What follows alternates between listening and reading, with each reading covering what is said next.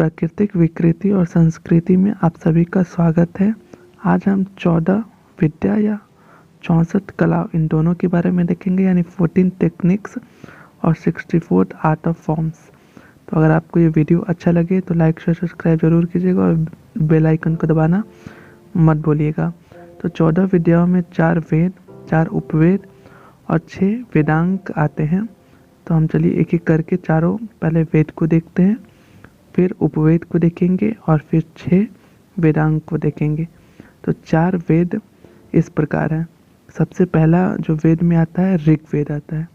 ऋग्वेद को सबसे प्राचीनतम ग्रंथ, विश्व का ग्रंथ माना गया है, जिसमें 3500 से भी अधिक ये पुराना है वर्षों, और इसमें 1017 सूक्त है। तो ये सबसे प्राचीनतम ग्रंथ था ऋग्वेद। ऐसे भी हम वेदों को हम जानते हैं कि पूरा ज्ञान वेदों में ही है, इसीलिए जो महाविद्या होगा 14 विद्या, उसमें वेद शामिल अवश्य रहेंगे। तो पहला हमने देखा ऋग्वेद, दूसरा है यजुर्वेद। यजुर्वेद जैसा नाम से ही है, यजुर यानी यज्ञ संबंधित जो भी विधियाँ है, यज्ञों के कर्मों है, किए जाने वाले जो भी मंत्र होते हैं उसका इसमें वर्णित है। यज्ञ के विधि विधान, इसके अलावा यज्ञ के तत्व ज्ञान का भी वर्णन है। तत्व ज्ञान अर्थात रहस्यमय ज्ञान, ब्रह्मांड, आत्मा, ईश्वर और आदि पदार्थ का ज्ञान इस वेदमय में है। तो दूसरा हमने यजुर्वेद देखा। तीसरा वेद है आपका सामवेद।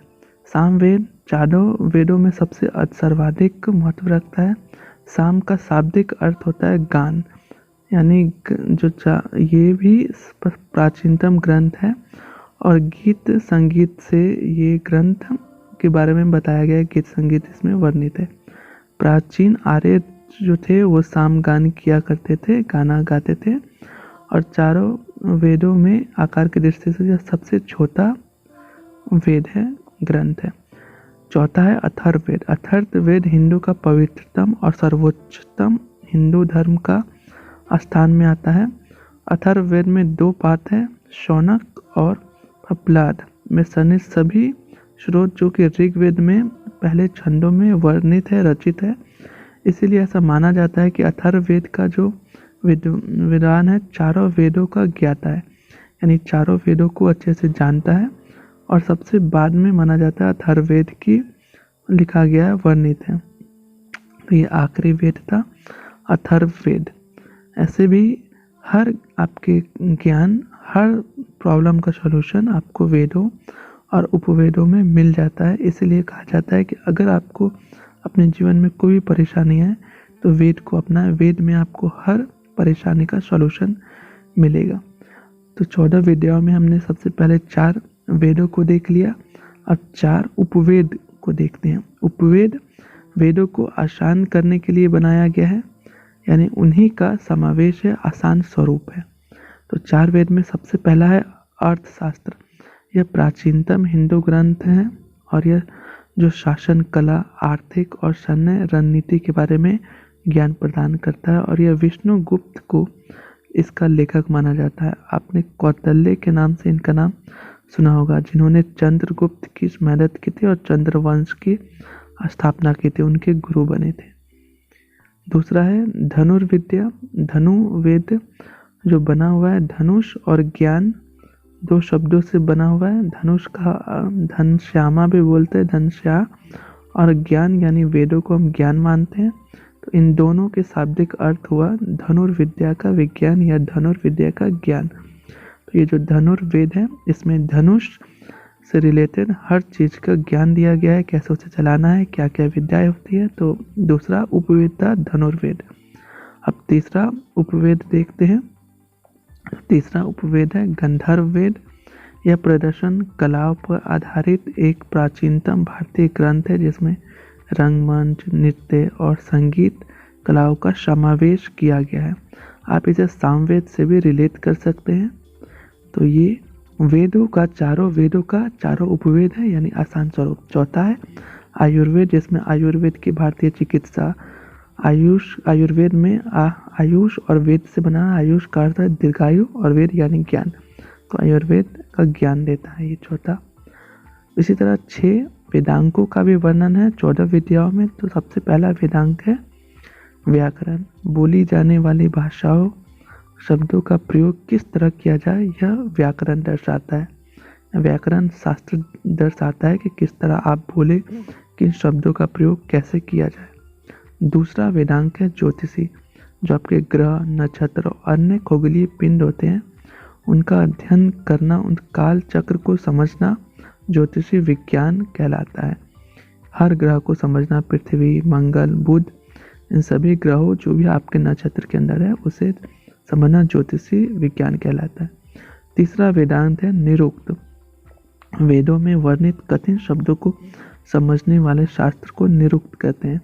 चौथा है कल्प। धार्मिक अनुष्ठान, व्रतों, विधि विधान और कर्म कांडों का वर्णन करने वाला शास्त्र को हम कल्प कहते हैं, जिसमें धर्मों के बारे में, किस तरह धर्म अनुष्ठान किया जाए, व्रत किया जाए, इन समूह का अच्छे से विस्तार पूर्वक इसमें विवरण है।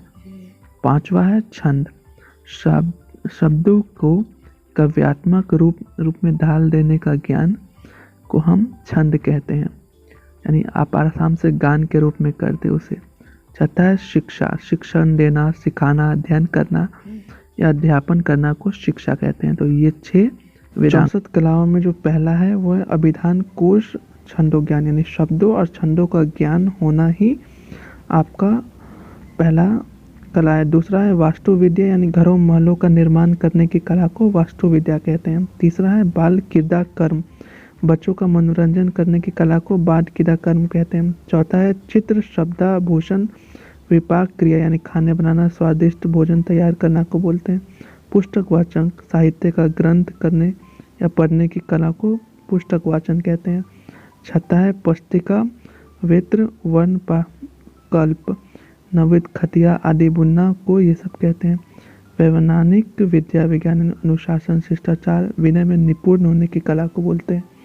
आठवां है व्यायामिकी विद्या, व्यायाम के बारे में, शारीरिक विद्या जानने के बारे में, एक्सरसाइज के बारे में जानने को कहते हैं। विद्यापैकी विज्ञान, दूसरों पर विजय प्राप्त करने की कला को बोलते हैं। 10वां है शुक्र सारिका पलापन, पक्षियों की बोलचाल भाषा को समझने की कला को बोलते हैं। 11वां है पानक रस और राग स्रव योजना, शराब और पेय पदार्थों को बनाने की कला को बोलते हैं। धातु वर्त, धातु विद्या, कच्चे और मिश्रित धातु को पृथक करने की यानी अलग करने की कला को बोलते हैं। दूरवाच योग, कठिन शब्दों की व्याख्या करना और निश्चित रूप का अर्थ निकाल कर देने को बोलते हैं। आकर ज्ञान, खानों और खनिज विज्ञान करने की कला को यानी माइंस को बोलते हैं। काव्य समृद्धि पूर्ति, आदि अधूरी कविता को पूर्ण करने की कला, यानी कोई अधूरी है तो उस कविता को पूर्ण करने की। भाषा ज्ञान, देशी विदेशी भाषाओं का ज्ञान को आत्मसात यानी समझने की कला को बोलते हैं। चित्र योग, चित्र बनाना और उसमें रंग भरने की कला यानी ड्राइंग करने को बोलते हैं। कायाकल्प, जो वृद्ध व्यक्ति होते हैं उन्हें युवा करने की कला को ये बोलते हैं, यानी आप अच्छे से मेकअप कर दो उसे। माले ग्रंथ विकल्प, कपड़ों का सही विकल्प बनाने की कला, यानी अच्छे कपड़े आप मैच करके उसे पहनाते हो। वृक्षा योद्ध बनाने, बाग, उपवन आदि पेड़ पौधों का चिकित्सक करना, यानी कुछ बीमारी हो जाए तो उसे ठीक करने की कला को। आकर्षण क्रिया, दूसरों को प्रलोभित यानी आकर्षण अट्रैक्ट करने की कला वो इसमें बोलते हैं। कौ चुमार योग, यानी कोई अगर कुमूर व्यक्ति है तो उसे साज श्रृंगार से सुंदर बनाने की कला को बोलते हैं। हस्त लाघव, हाथ शिल्प बनाने को भी आप हाथ से जो कला शिल्प बनाते हैं उसे बोलते हैं। प्रलय देख का, कविता के माध्यम से क्रूर पहेलियों का जवाब देने को बोलते हैं। प्रतिमाला, स्मृति और कौशल के परीक्षण को माहिर होने बोलते हैं इसमें। गंध युक्ति, खुशबूदार सुगंध आदि लेप का निर्माण करना, यानी परफ्यूम जैसे हम बनाते हैं उसको। वह है यंत्र मात्रिका, विभिन्न यंत्रों का निर्माण करने की कला। 28वां है अतर विकल्प, फूलों से अर्क या इत्र बनाने की कला को अतर विकल्प कहते हैं। 29वां है संपादक, दूसरों की बात सुनना और वही बिल्कुल उसी ढंग से दोहराने की कला को बोलते हैं। धारण मात्रिका, यदार्थ को बढ़ाने के लिए व्युत्पन्न की कला, यानी यदार्थ बढ़ाने के लिए जो कला होता है। 31वां है छलिंग योग, छल से धोखा देने की कला को छलिंग योग कहते हैं। वस्त्र गोपन, फटे कपड़ों की सिलाई करने की कला को वस्त्र गोपन कहते हैं, वस्त्रों को सिलना को। 34वां है मणि भूमिका, जमीन पर मोतियों से विविध रचनाएं बनाने की कला को बोलते हैं। डोट कीरा, जुआ खेलने की कला को बोलते हैं, जो महाभारत में खेला गया था। पुष्पशतिका, निर्मित ज्ञान, प्राकृतिक संकेतों और लक्षणों पर आधारित को भविष्य बताना। 36वां है माल्य गर्तन, पुष्पमाला, हार, गजरा बनाने की कला को माल्य गर्तन कला बोलते हैं। 36वां था। 37वां है मणि राग ज्ञान, मणि के रंग के आधार पर रत्नों को पहचानने की कला को मणि राग ज्ञान बोलते हैं। मेष कुटवाचक, युद्ध में मुर्गी, सांप, बकरी आदि प्राणियों को लड़ाने की कला को बोलते हैं। विशेष कच्छ छेदन, माथे पर तिलक लगाए जाने वाले सांची बनाने की कला को बोलते हैं। क्रिया विकल्प, किसी वस्तु की क्रिया के प्रभाव को पलट देने की कला को बोलते हैं। मानसिक काव्य क्रिया, त्वरित तथा तत्परता से कविता की रचना करने की कला। आभूषण भोजन, शरीर पर सोने चांदी को सजाने की कला को बोलते हैं। केश शेखर पिंड ज्ञान, मुकुट बनाने, बालों को फूलों से संवारने की कला को बोलते हैं। नृत्य ज्ञान, नृत्य कौशल में निपुण होने की कला को नृत्य ज्ञान बोलते हैं। 45 है गीत ज्ञान, शास्त्रीय गान में गहन ज्ञान प्राप्त करने की कला को बोलते हैं। तंदुलुक विकार, चावल और पुष्पों की रंगोली बनाने की कला को तंदुल कला बोलते हैं। केश मार्जन कौशल, तेल से मस्तिष्क की मसाज करने या मालिश करने की कला को बोलते हैं। उत्साधन क्रिया, तेल से अंगों की मालिश करने की कला को उत्साधन क्रिया या कला बोलते हैं। 49वां है कर्ण पत्र भंग, फूलों और पत्रिकाओं द्वारा कर्ण फूल बनाने की कला को कर्ण पत्र भंग कहते हैं। नेपथ्य योग, मौसम के अनुसार वस्त्रों का परिधान का चयन करने की कला, यानी कौन सा वस्त्र पहने इसका चयन करने की कला को नेपथ्य योग कहते हैं। 51वां है उद्गतघात, जल विहार करना, रंगीन पानियों से पिचकारी बनाने की कला को बोलते हैं। उद्गतवाद, पानी से भरे पात्रों को सहित ध्वनि निर्माण करने की कला को बोलते हैं। शयन रचना, बिस्तर को सजाने की कला को बोलते हैं। चित्रकला, नक्काशी और चित्र आदि बनाने की कला को चित्रकला बोलते हैं। वेल पुत्ती भी आप उसे बोल सकते हैं, नक्काशी वेल पुत्ती बनाना।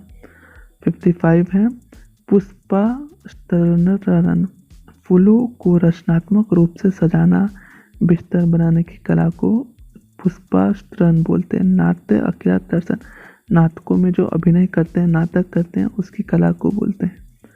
57 है दर्शन नाट रंगत, दांत, कपड़े, शरीर और रंगों को सजाने की कला को दर्शनात् रंग कहते हैं।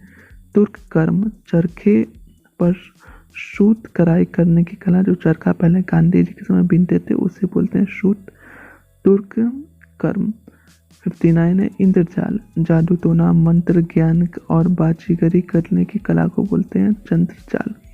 तक्षण कर्म, लकड़ी पर नक्काशी, जो हम लोग अलग अलग डिजाइन बनाते हैं लकड़ी पर, उसे बोलते हैं तक्षण कर्म, नक्काशी करने की कला को। 61 है अक्षर मुनित कथक, कर पल्पव के माध्यम से वार्तालाप करना की कला को बोलते हैं। सूत्र और सूची कर्म, कपड़ों पर धागे से रिफ करने की कला, डिजाइन जो बनाते हैं उसे बोलते हैं सूत्र तथा सूची कर्म। 63 है मल्ल चित्र कला कल्प, परिभाषा का ज्ञान हासिल करने की कला, जो हम लोग दूसरे विदेशों को जो ज्ञान भाषा का ज्ञान करते हैं। 64 है रत्न राते परीक्षा, कीमती धातुओं और रत्नों का परीक्षण करने की कला को रत्न बोलते हैं। तो ये थे 64 कलाएं और 14 आपका विद्या। अगर आपको अच्छा लगा हो तो चैनल को लाइक शेयर सब्सक्राइब जरूर कीजिएगा, बेल आइकन को दबाना मत भूलिएगा। Thanks for watching.